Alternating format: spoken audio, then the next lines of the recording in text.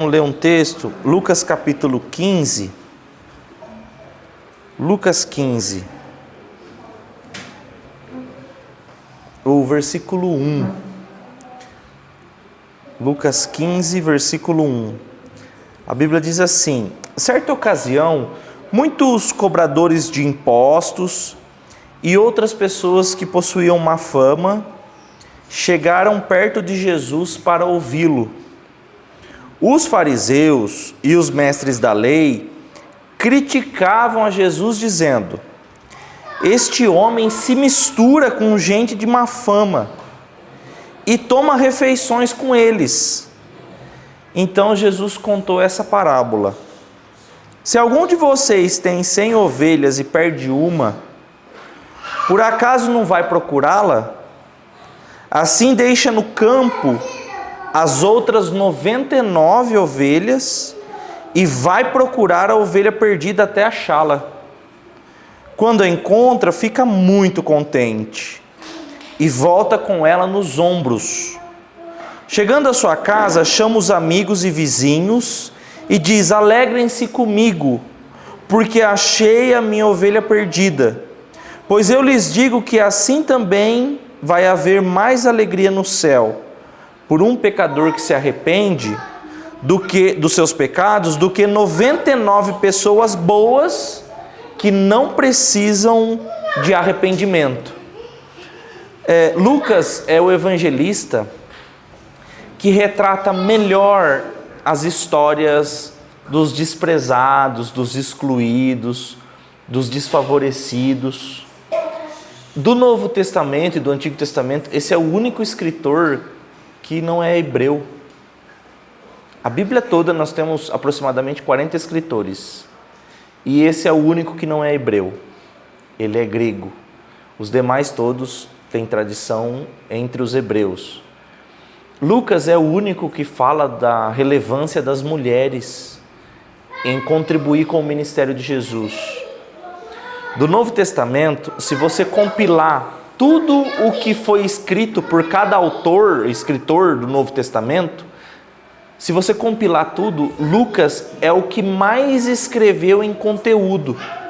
Porque se você somar o Evangelho de Lucas com o livro de Atos, somado todo o conteúdo, nós lemos no Novo Testamento, o que a gente mais lê é de um escritor estrangeiro.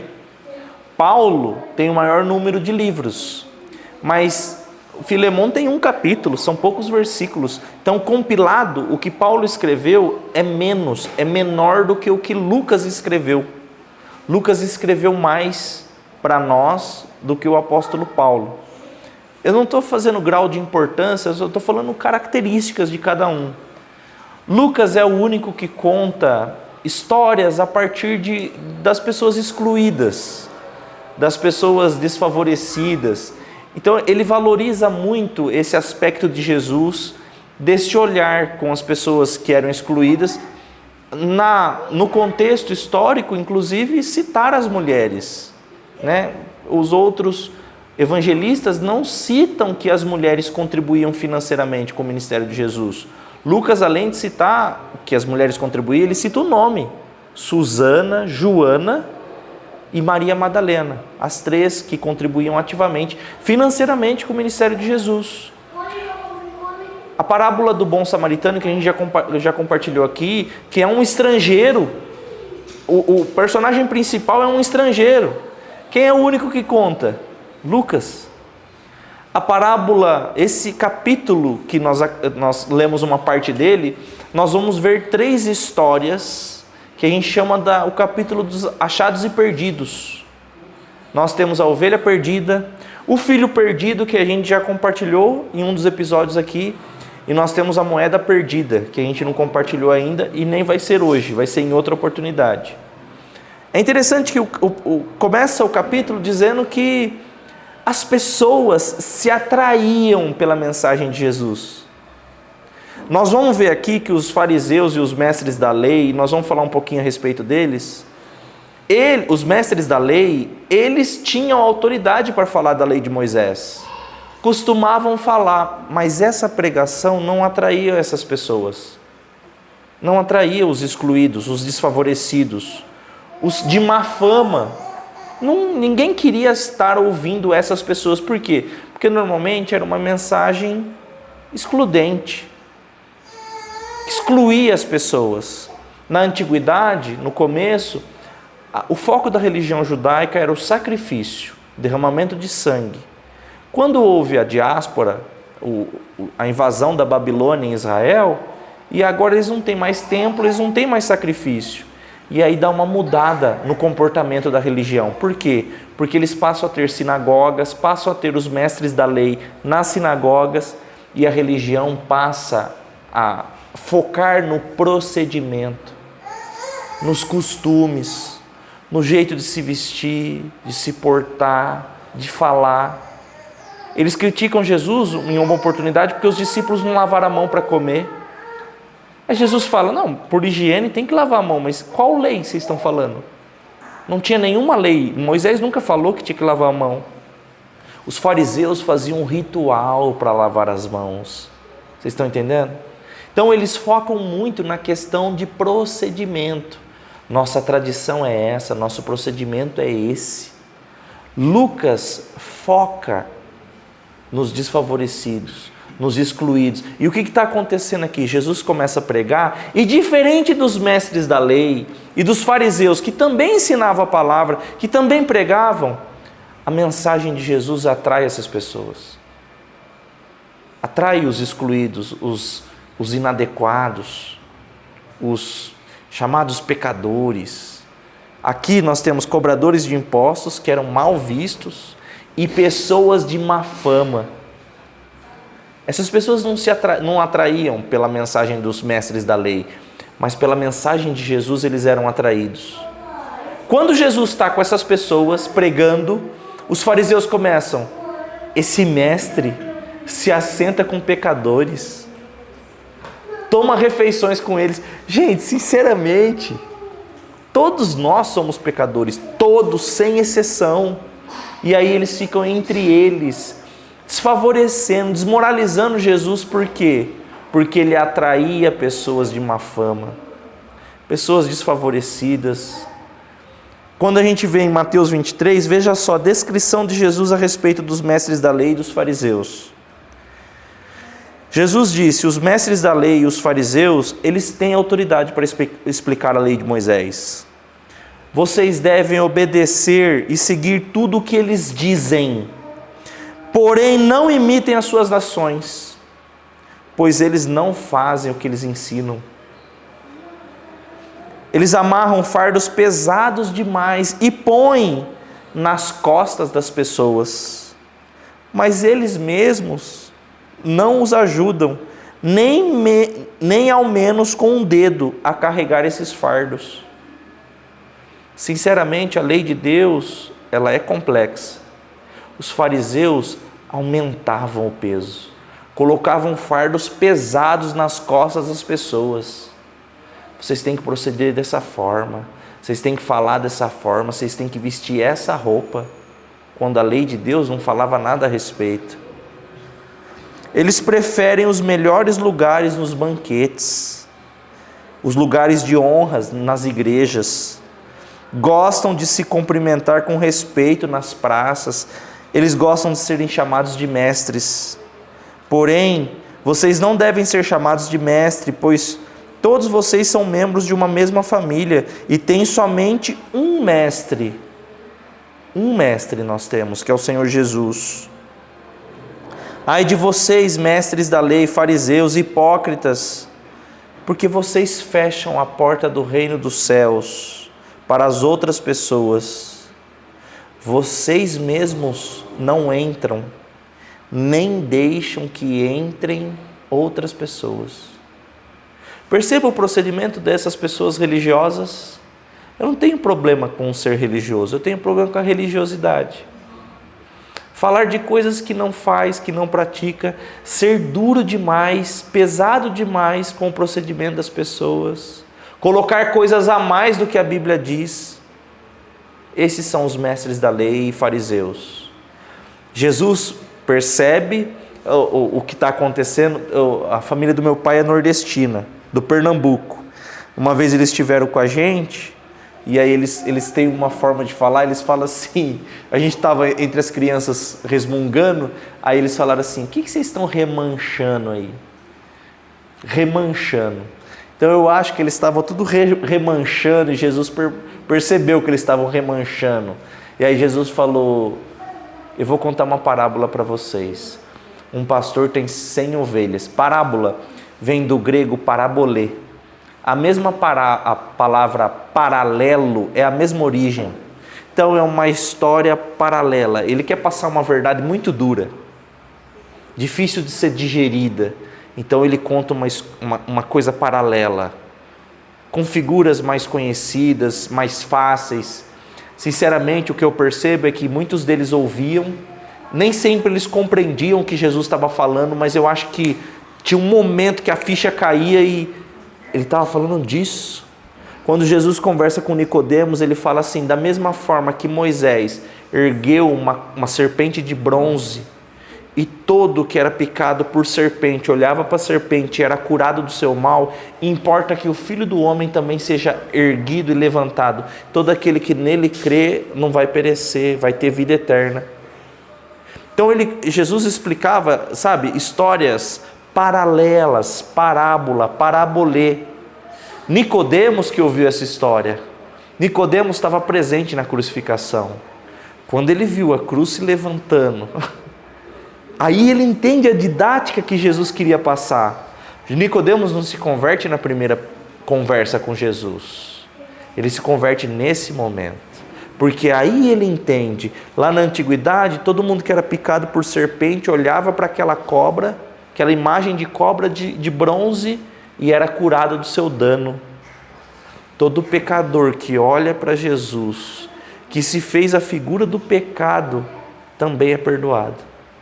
Perdoado, é livre do dano que nós temos, que está causando a nossa morte. As pessoas morriam de picada de cobra e nós morremos por causa do pecado. Jesus conta essa parábola e diz assim, um pastor tinha 100 ovelhas. Pastor não era bem visto na época. Escravos eram pastores, pessoas que tinham que ficar excluídas. Nós temos bons pastores na história dos hebreus. Davi era pastor, e é o principal rei dos hebreus. Moisés era pastor de ovelha. Então, entre os líderes deles, tem pessoas importantes que eram pastores. Mas nos dias de Jesus, ser um pastor não era uma coisa legal, não. Não era uma profissão bem vista. Então, percebe que Jesus está querendo tratar com os fariseus e a hipocrisia dele, e ele vai usar figuras que para eles são desprezíveis, e Jesus está se colocando como alguém desprezível para eles. Vocês desprezam os pastores? Pastor tem mau cheiro? Tem cheiro de ovelha? É a mesma coisa de alguém que trabalha o dia todo com gado. Chega em casa, ele está com o cheiro do boi, do gado, das fezes desses animais. Pastor de ovelha tem cheiro de ovelha. Ele ajuda a ovelha no parto. Ele cura as feridas. Entende? Ele tosqueia, ele cuida das ovelhas. Então o pastor era desprezado naquela oportunidade. Nenhum menino tinha o sonho, eu quero ser pastor de ovelha. Não, a ovelha é um animal insaciável. Ela come o pasto até acabar, até a raiz da grama, do capim, da erva do campo. O pastor de ovelha tinha que ser nômade, ele tinha que ir mudando de local, vai para um lugar, vai para o outro. Sinceramente, eu acho que alguns pastores de ovelha deixavam intencionalmente, com intenção, as ovelhas escaparem e comerem a horta de algumas pessoas. Quando está difícil de alimento, eu conheço algumas pessoas que criam gado, e aí vira e mexe a cerca estoura, algum boi, vaca estoura a cerca, e aí esses gado passa o dia comendo cana da usina. Aí de tarde recolhe, né? Estourou a cerca, que pena. E aí, da mesma forma que hoje isso acontece, quando Jesus puxa o gancho de pastor de ovelha, os mestres da lei de novo torceram o nariz. De novo, essa é a figura que o Senhor vai usar, pastor de ovelha. Então, um pastor de ovelha tinha 100 ovelhas. no fim da tarde, quando foi contar ela, porque tinha que fazer isso todo dia. Quando foi contar, uma tinha sumido. Uma sumiu. Isso acontecia com certa frequência? Acontecia. Os animais do campo podem ser presas de predadores, e aí nós vamos falar de como a ovelha é vulnerável. Então ela poderia ter sido presa, ter sido uma presa de um predador, poderia ter se perdido, várias coisas poderiam acontecer, e acontecia com certa frequência. O que é interessante é que isso acontece na boca da noite, é na hora de guardar as ovelhas, na hora de pôr no curral, de pôr no aprisco, né, para deixar ela em segurança, para evitar o predador noturno, lobos, leões, ursos, todos os predadores daquela região. Na boca da noite, ele percebe a ausência de uma. E aí já vai a primeira lição da parábola. O pastor percebendo a ausência de alguém que é muito importante para ele. Nós não sabemos qual o nome da ovelha, nem sabemos a posição que ela ocupava. A gente chama de centésima ovelha. Mas ela podia ser a 23, podia ser a 55, não sei qual o número era dela, nem o nome dela, não sei.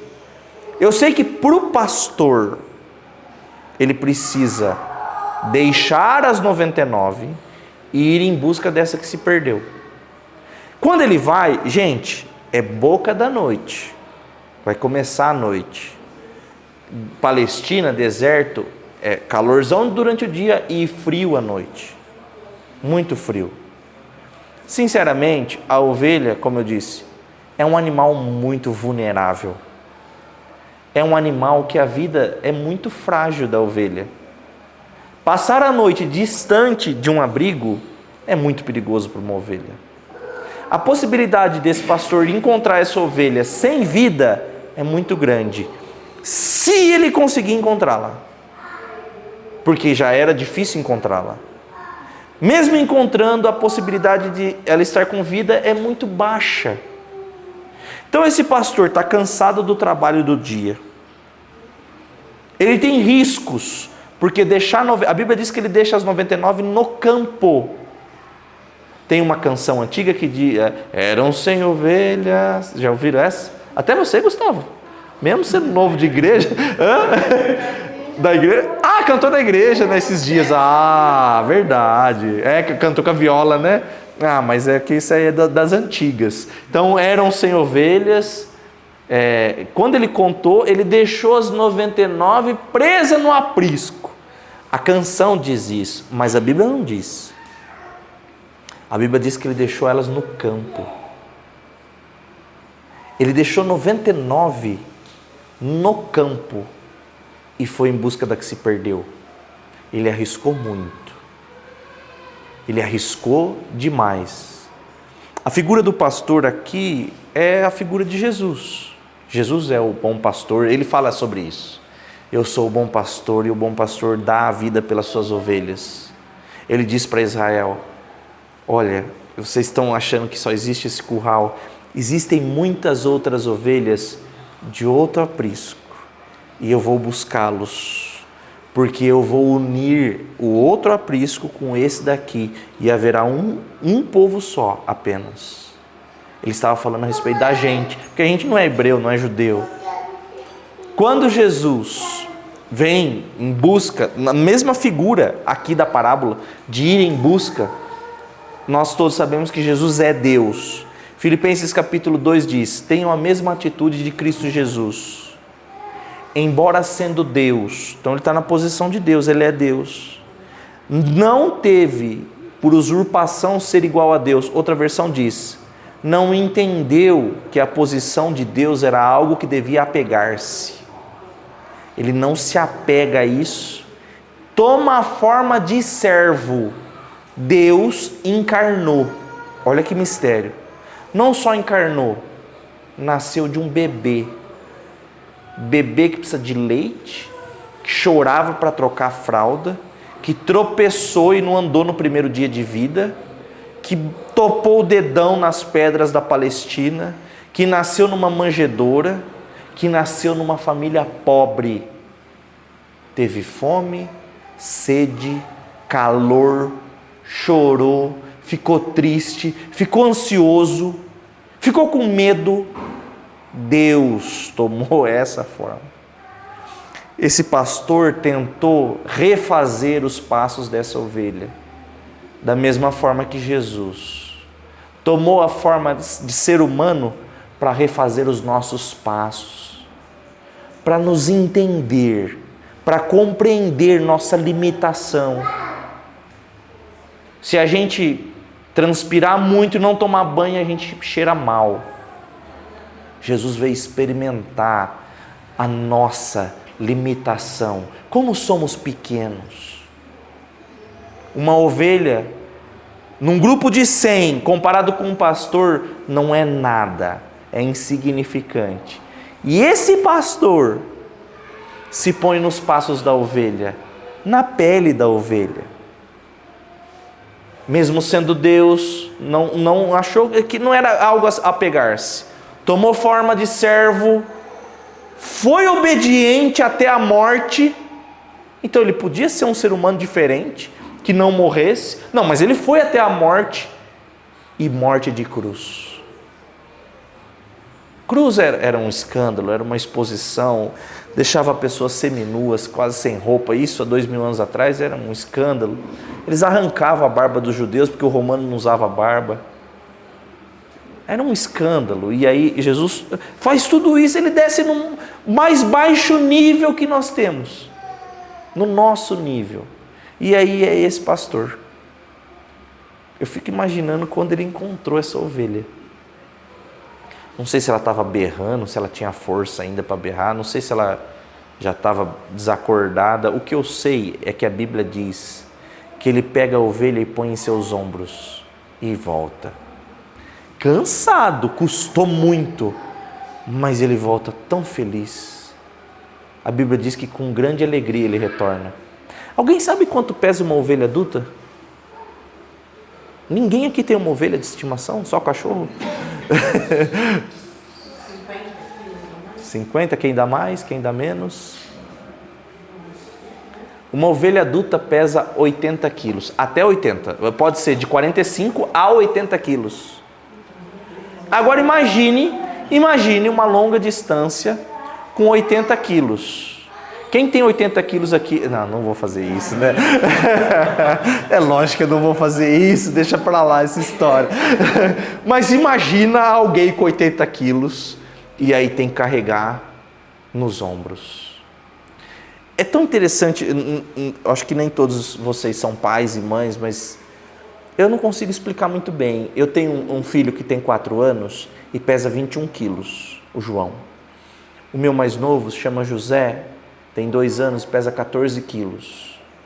Então eu sou acostumado a carregar uma criança de 21 quilos e em outro momento de 14 quilos.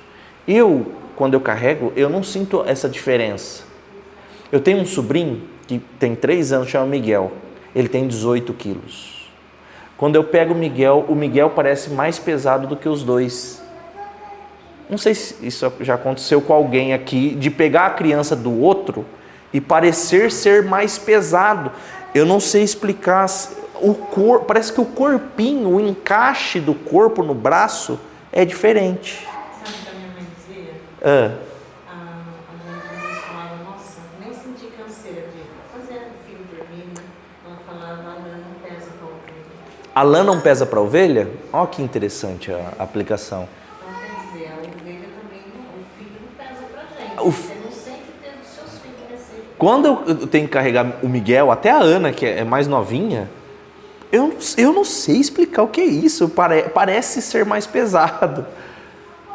O pastor, quando ele pega a ovelha, é pesado. Mas, sabe, é uma satisfação tão grande. É uma alegria. Por isso que ele diz assim, sabe?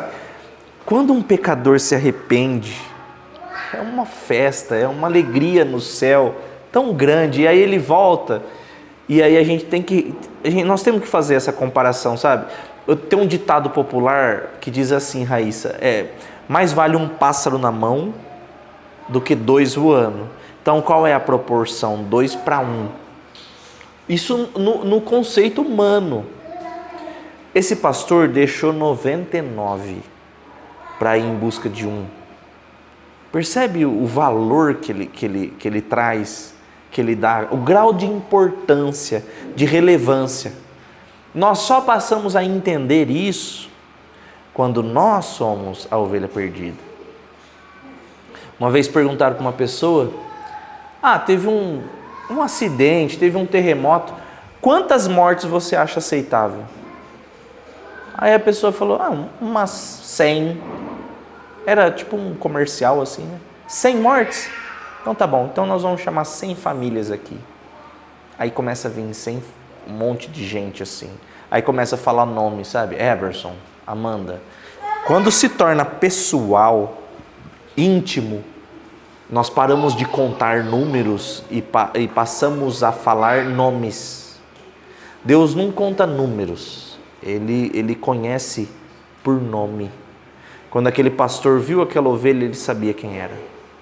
Sabia, conhecia, sabia o jeitinho dela. Falou, já até sei quem se perdeu já. já até sei onde deve estar. Eu vou em busca. Ele pega e ele vem feliz. E ele vem na maior alegria do mundo e traz. E aí ele chama os vizinhos, vamos comemorar? Porque a ovelha que estava perdida foi encontrada. Nem sempre as demais ovelhas comemoram como o pastor comemora. E hoje, talvez a gente esteja se colocando como ovelhas aqui, né? Mas eu quero mostrar para você que a intenção de Jesus é tornar todos nós pastores. Da gente ir em busca daquele que se perde, daquele que se perdeu, da gente fazer, sabe, mesmo que é custo, mesmo que é difícil, mesmo que tem que pôr nos ombros, é pesado, é cansativo, mesmo que seja assim, nós temos que ter uma atitude semelhante a desse pastor, independente do custo. A ovelha é um animal muito vulnerável, é vulnerável a outros predadores, não tem fel, ela não tem proteção nenhuma, zero de proteção. Ela depende exclusivamente do pastor. E aí mais uma lição dessa parábola, o quanto dependemos de Deus, como a nossa vida é um sopro. Está preso por um fio tão insignificante. Já aconteceu algumas vezes dos meus filhos engasgarem com alguma coisa? Já aconteceu com você? Não? E aí existe uma manobra que é feita, né? Você vira criança, aí você bate, aí você desengasga. E já aconteceu de durar um pouquinho mais de tempo do que o esperado. E sinceramente a gente consegue perceber como a nossa vida é frágil, é um vapor. E como dependemos exclusivamente do nosso Deus. Deus instituiu na antiguidade que o porco seria um animal imundo e a ovelha seria um animal considerado puro. O judeu não era para criar porco, não era para comer carne de porco. Tem um sentido nisso, não é que o animal é desprezível hoje, não é isso, não. Deus estava passando uma lição para nós. Tudo que acontecia na antiguidade, Paulo diz que é como uma sombra. Se você olhar a sombra, tem o formato, tem a aparência, mas não tem o tom da pele, não tem a textura, não tem o toque. Então, é uma sombra. O que acontecia na antiguidade é uma sombra. Bom, a ovelha, ela tem um filhote por ano. Um filhotinho. Se tiver a sorte de ser gêmeos, é 2, mas é muito raro. É um filhotinho por ano, uma gestação por ano. A porca, quando vai ter filhote, pode ter até 15 leitõezinhos. Então perceba que, para quem vai empreender e vai criar animal, você acha que compensava criar uma ovelha ou criar uma porca? Criar uma porca. Só que Deus falou, vocês não vão criar porco, vocês vão criar ovelhas. A porca tem 2 gestações por ano. 2. Cada matriz. Então, gente, a proporção é de uma ovelha por ano para 30 porquinhos. 30 leitõezinhos. Se a gente for olhar financeiramente, é muito mais vantajoso criar leitões. A ovelha tem que ficar mudando de pasto. Esse pasto. Tem que ter um pastor cuidando, porque é muito suscetível a predadores, diferente do porco, não tem tanto, ele não é tão sujeito a predadores. O porco se torna agressivo, principalmente o macho. A ovelha não, a ovelha é pacífica, é obediente. O custo é maior para cuidar e dá menos resultado. E aí Jesus nos compara a ovelhas, porque nós temos que ser obedientes, pacíficos. E no mundo, sinceramente, a gente vai olhar e a gente vai ver mais vantagem do que ser ovelha. É mais vantagem ser porco. É mais vantagem financeiramente, parece ser mais prazeroso, mais tudo. Só que Jesus não chama a gente de porco, mesmo que você torça por um time que arremeta isso. Eu nem quero falar disso, mas Jesus fala que somos ovelhas. Ovelhas. E aí, o custo para nós é maior, é mais difícil, é tudo mais difícil. Mas Ele quer trazer um sentido de santidade, de pureza. Quando Ele traz a ovelha, comemora, feliz. E aí, esse é o sentido de tudo isso. Vale mais, Gustavo, os pecadores arrependidos do que as pessoas que pensam que não precisam se arrepender. Jesus está mandando uma mensagem direta aos mestres da lei, aos fariseus, direta para eles. Quando Ele diz, mais vale um pecador que precisa de arrependimento do que alguém que não precisa. Quem é que não precisa? Quem que não precisa de arrependimento, Bruno? Todo mundo precisa de arrependimento. Então Ele está dizendo, mandando uma mensagem direta para os fariseus. Ah, vocês acham que não precisam se arrepender de nada? Então é mais importante para o reino alguém que precisa se arrepender e se arrepende do que alguém que não precisa. Vocês estão dizendo que não precisa? Então, é mais importante quem precisa se arrepender e se arrepende. Haverá maior alegria no céu quando esse pecador se arrepende. Para a gente encerrar, na maior parte das parábolas, Jesus sempre diz, olha, vai lá e faz o mesmo. O que a gente precisa entender aqui? A gente precisa fazer o mesmo. Independente do custo, do trabalho, vamos atrás de quem está perdido. Vamos trabalhar por isso, vamos pôr nas costas, independente do peso, de quanto custa para nós. Como assim, Everson? Cada um do seu jeito, cada um com as suas características. É importante a gente entender que é o pastor que vai em busca da ovelha. Então, é Deus que se movimenta para salvar o ser humano. Foi Deus que procurou Adão no jardim. É Deus que procurou Caim. É o pastor que procurou a ovelha. É Deus que está em busca do ser humano pecador. Deus está em busca da gente. A ovelha não conseguia se salvar sozinha. Por que ela se perdeu? O que houve? O que aconteceu? A gente teve um exemplo de um garoto cristão, temente a Deus, surdo, que disse, de repente ela não ouviu o comando do pastor, e aí precisa de alguém para traduzir isso para a ovelha. Se ela tivesse mobilidade reduzida, se ela fosse uma idosa, se ela enxergasse o mundo diferente, não consegue acompanhar o grupo, então as razões de se perder são inúmeras. E aí talvez você nessa história hoje é uma ovelha perdida. Qual é a razão que fez você se perder? Não sei. Eu sei que esse pastor é persistente.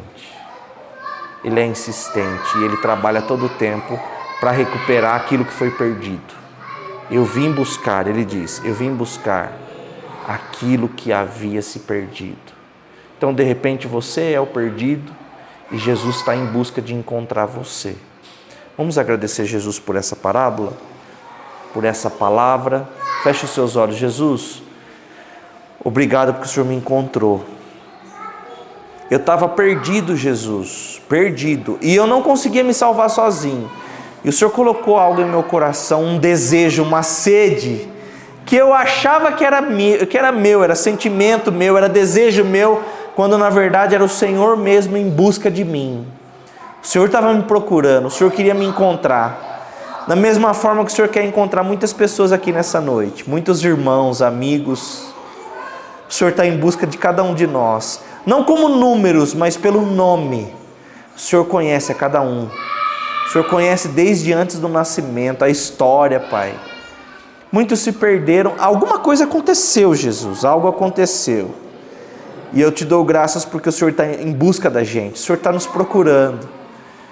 Jesus, que o Senhor possa encontrar muitas pessoas aqui nessa noite, em nome do Senhor Jesus Cristo. Amém. Amém, meus irmãos? Deus abençoe vocês.